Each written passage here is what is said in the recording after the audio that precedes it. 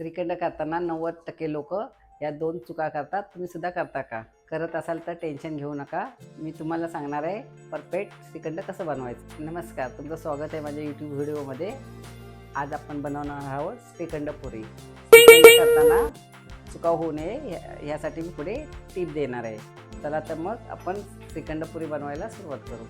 सर्वप्रथम आपण पुऱ्या बनवण्यासाठी पुऱ्यांचं पीठ मळून घेऊ आपण. त्यासाठी आपण 2 वाटी गव्हाचं पीठ घेतले.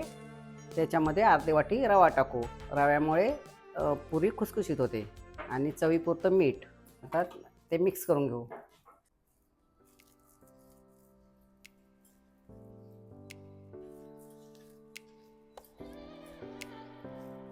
तर थोडं थोडं पाणी टाकून घट्टसर असं मळून घेऊ.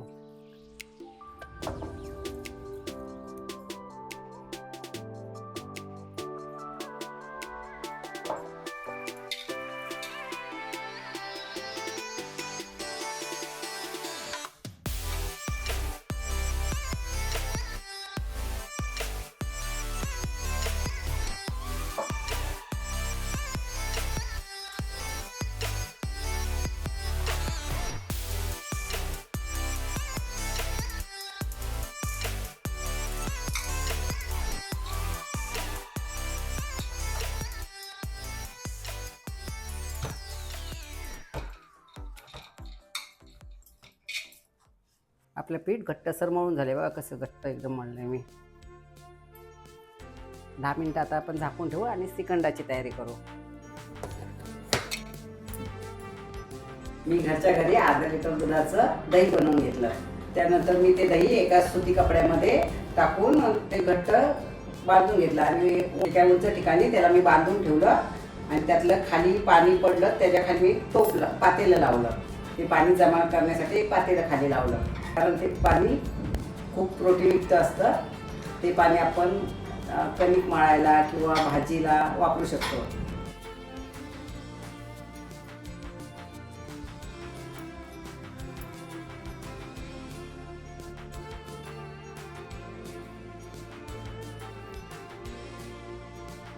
चक्क्यातलं पूर्ण पाणी निघालेलं आहे आणि चक्का बघा कसा घट्ट झालेला आहे. चक्का आपण एका भांड्यात काढून घेऊ. त्याच्या आता आपण गुठळ्या मळून घेऊ.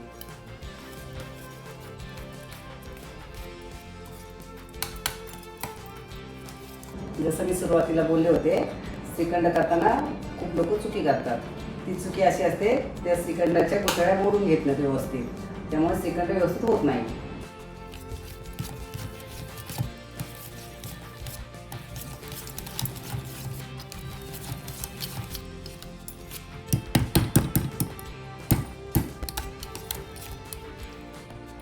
आता गुठळ्या मोडून झाल्या आहेत. आता आपण ह्याच्यामध्ये पिठी साखर टाकू.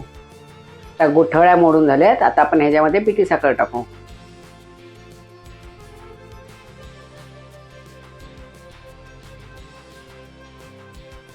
मी गरम दूध घेतलं होतं, त्याच्यामध्ये केशर टाकून घेतलं.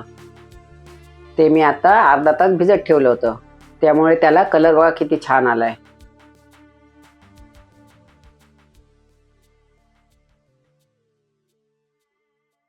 थोडे ड्रायफ्रूट. आता हे मस्त मिक्स करून घेऊ.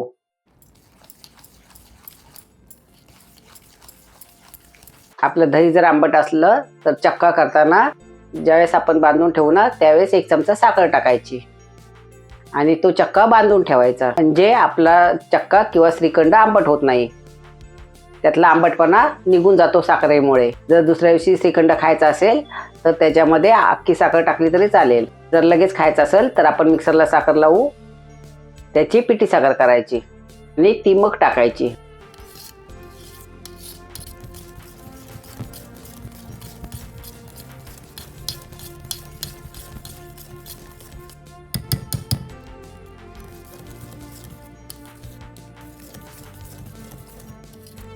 श्रीखंड तयार झालेला आहे.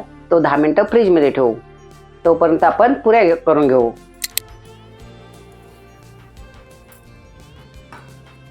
आता आपण पुऱ्या बनवायला घेऊ. छोटे छोटे गोळे करू.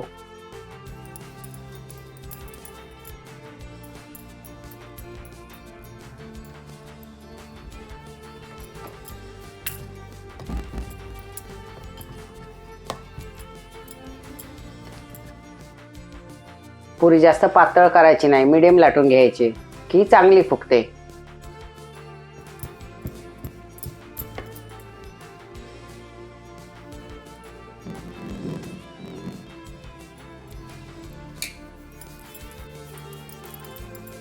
आपल्याला लाटून झालेले आहेत. आता आपण तळायला घेऊ. कढईमध्ये तेल गरम करून घेतले. आता पुऱ्या आपण तळून घेऊ. पुऱ्या तळताना वरती तेल सोडायचं. मस्त बघा कशी छान पुरी झाली. आता पलटी बाजू करू.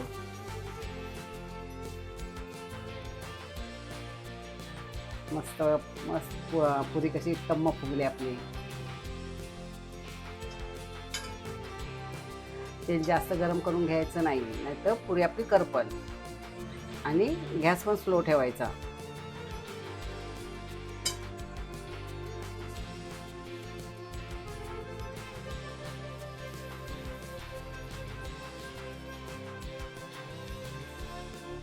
पुरी खाली हळू दाबायची आणि वरती तेल सोडायचं असं.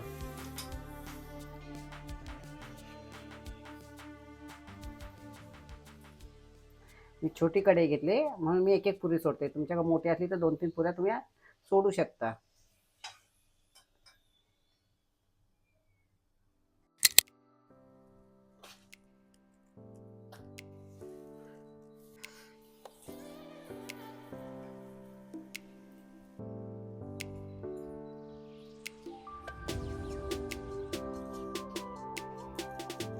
पुरी बघा अजिबात तेलकट झालेली नाहीये बघा.